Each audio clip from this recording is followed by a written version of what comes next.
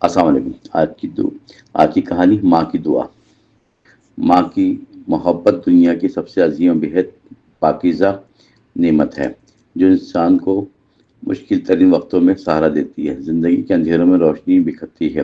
اللہ تعالیٰ نے ماں کے دل میں ایسی ممتاز رحمت رکھی ہے جو ہر دکھ کو مٹا دیتی ہے اور ہر ٹھوکر پر بچوں کو سنبھال لیتی ہے۔ یہی رحمت اس کہانی کا مرکز ہے، جو آپ کے دل کو چھو جائے گی۔ آپ کو دعاؤں کی قدر سمجھ آئے گی۔ اس لیے روح پرواہ کہانی کا سفر آغاز کرتے ہیں اور ماں کی دعا کی حقیقت کو محسوس کرتے ہیں، جو انسان کی تقدیر کو ہی بدل دینے کی طاقت رکھتی ہے۔ ایک چھوٹے سے گاؤں میں احمد نامی ایک لڑکا رہتا تھا۔ اپنی ماں کے ساتھ ایک کچے گھر میں رہتا تھا۔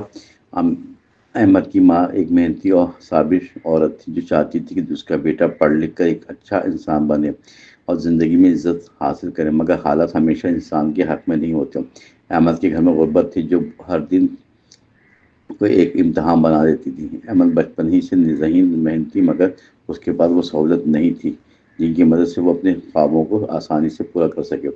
اس کی ماں دن رات محنت کرتی، سلائی کرتی، گھر کے اخراجات پورے کرتی۔ اس کے ہاتھوں میں سوئی دھاگے کے نشان اور دل میں اپنے بیٹے کی کامیابی کی امید ہمیشہ جگمگاتی رہتی تھی۔ وہ ہر رات احمد کو سوتے وقت دعا دیتی تھی، اللہ اسے کامیابی عطا کرے اور ہم مشکل سے بچائے۔ ایک دن احمد نے اپنی ماں سے کہا وہ شہر جا کر اچھی تعلیم حاصل کرنا چاہتا ہے تاکہ وہ اپنی زندگی بہتر بنا سکے اور غربت سے نجات پا سکے۔ یہ سن کر ماں کی آنکھوں میں آنسو آ گئے، کیونکہ اس کے پاس شہر بھیجنے کے لیے اخراجات نہیں تھے، مگر ماں کا دل ہمیشہ خدا پر بھروسہ رکھتا ہے، اور اس نے احمد کو حوصلہ دیتے ہوئے کہا کہ اللہ راستہ ضرور بنائے گا۔ دوسرے دن احمد جب بازار جا رہا تھا تو اسے ایک مدرسے کے استاد ملے، جنہوں نے احمد کی ذہانت کے بارے میں کافی سنا تھا۔ انہوں نے احمد کو بلوایا اور کہا اگر وہ دل لگا کر پڑھنا چاہے تو اسے شہر کے ایک بہترین ادارے میں وظیفے پر داخلہ کروا سکتا ہے۔ یہ سن کے احمد کی خوشی کی انتہا نہ رہی۔ اس نے فوراً اپنی ماں کو یہ خوشخبری سنائی۔ ماں نے سجدہ شکر ادا کیا اور بیٹے کو گلے لگا کر کہا کہ بیٹا، یہ سب میری نہیں بلکہ اللہ کی مہربانی اور تیری محنت کا نتیجہ ہے۔ اگلے ہی ہفتے احمد شہر روانہ ہوا تو ماں نے پیچھے دروازے پر کھڑے ہو کر ہاتھ اٹھا کر دعا دی کہ اللہ میری بیٹی کی حفاظت فرما، اسے ہر قدم پر کامیاب کریں۔ شہر کی زندگی گاؤں سے بہت مختلف ہوتی تھی۔